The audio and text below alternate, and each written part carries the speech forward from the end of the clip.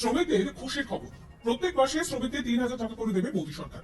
ভারতে এমন প্রচুর মানুষ রয়েছেন যারা অসংগঠিত ক্ষেত্রে কাজ করে নিজেদের পেট চালান। যারা এই ক্ষেত্রগুলিতে কাজ করেন তাদের আমরা শ্রমিক বলে চিনি। আমাদের ভারতবর্ষে 40 কোটিরও বেশি মানুষ অসংগঠিত ক্ষেত্রগুলিতে কাজ করে থাকেন। বেশিরভাগ সময় দেখা যায় যে এই বিপুল সংখ্যক মানুষের জন্য আর্থিক নিরাপত্তা বা ভবিষ্যতের সঞ্চয় বলে কিছু থাকে না। এই বিষয় নিয়ে কেন্দ্র সরকারের পক্ষ থেকে জানানো হয়েছে যে এখনো পর্যন্ত দেশের 20 কোটিরও বেশি মানুষ ই শ্রম কার্ডের নাম নথিভুক্ত করেছে। দেশের 2 কোটি মানুষ এই পরিষেবা পেতে শুরু করেছেন এবং বাকিরাও খুব তাড়াতাড়ি এই পরিষেবা পেয়ে যাবেন। দেশে 60 বছরের ঊর্ধ্বে প্রচুর মানুষ আছেন।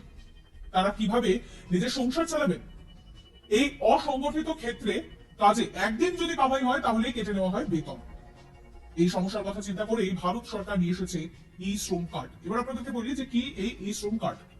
কেন্দ্র সরকার এই প্রকল্পটি অসংগঠিত ক্ষেত্রে কর্মী এবং সমাজের মানুষের সুবিধার জন্য বরাদ্দ করেছেন। এই কার্ডটিতে যদি আপনার নাম একবার নথিভুক্ত হয় তবে পিএমএওয়াই, পিএমজেএওয়াই, পিএম কিষাণ সহ একাধিক কেন্দ্রীয় সরকারের প্রকল্পগুলিতে আপনি সুবিধা পাবেন। ই শ্রম কার্ডে আপনার নাম নথিভুক্ত থাকলে প্রতি মাসে 3,000 টাকা করে পেনশন পাবেন। এর সঙ্গে আপনাদের বিভিন্ন বীমা, আয়ুষ্মান ভারত, কৃষকদের সাহায্য ইত্যাদি পেতে হলে ই শ্রম কার্ডে আপনাকে নাম নথিভুক্ত করতেই হবে। কেন্দ্রীয় সরকার থেকে এই ই শ্রম কার্ডের পোর্টাল খোলা হয়েছে। এবার আপনাদেরকে বলবো যে এই যে প্রকল্প তার সুবিধাগুলো কি কি। আপনার বয়স যদি 60 বছর হয় তাহলে আপনি প্রতি মাসে 3,000 টাকা করে পাবেন।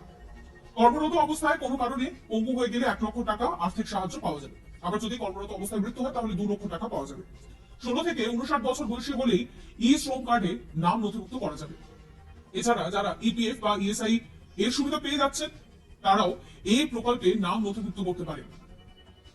এছাড়া আপনাদেরকে যা যা তথ্য দিতে হবে, রেজিস্ট্রেশনের জন্য আধার কার্ড, সেভিংস বা জনধন অ্যাকাউন্টের পাসবুক, মোবাইল নাম্বার ইত্যাদি লাগবে। পাশাপাশি ব্যাংকের ডিটেলস দিতে হবে যেখানে যোজনার প্রিমিয়ামের টাকা কাটা হবে। আপনি বাড়িতে বসেই এটি আবেদন করতে পারেন।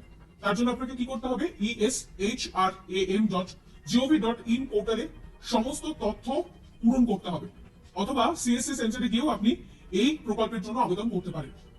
জানা গিয়েছে এই স্কিমে প্রতি মাসে 55 টাকা অর্থাৎ দিনে 2 টাকা করে জমা করতে হবে।